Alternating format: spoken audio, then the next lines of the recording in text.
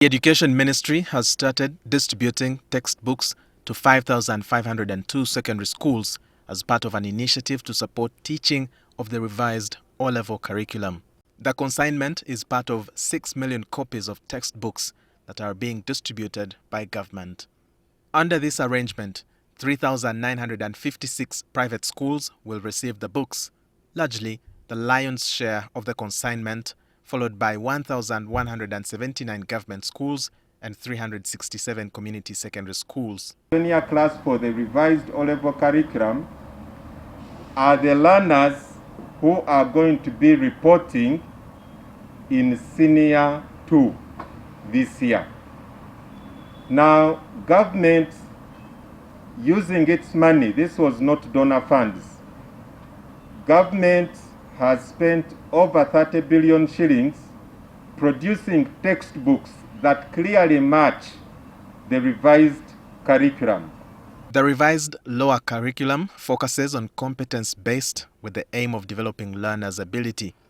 Government has asked schools to desist from charging learners to buy textbooks for this revised O-level curriculum, as the ministry has already provided materials. No school should be charging a learner to buy textbooks for Senior 1 and Senior 2 because of the revised curriculum.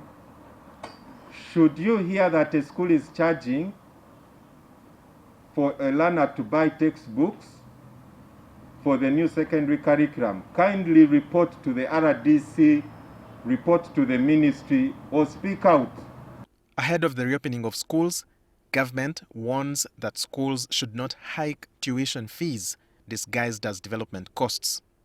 So if it has been tough for you as a head teacher, as a proprietor of a private school, why do you expect parents of your learners for them to be better off? So in summary, there are administrative arrangements, but then we can also exploit the legal and policy angles to hold head teachers and boards of governors and PTAs accountable for going against an instruction from the ministry regarding school fees. The return of children to schools comes at a time when the country is going through a third wave characterized by an increase in COVID-19 infections with an average positivity rate of 20.9%. During the second wave, a number of schools concealed COVID-19 cases.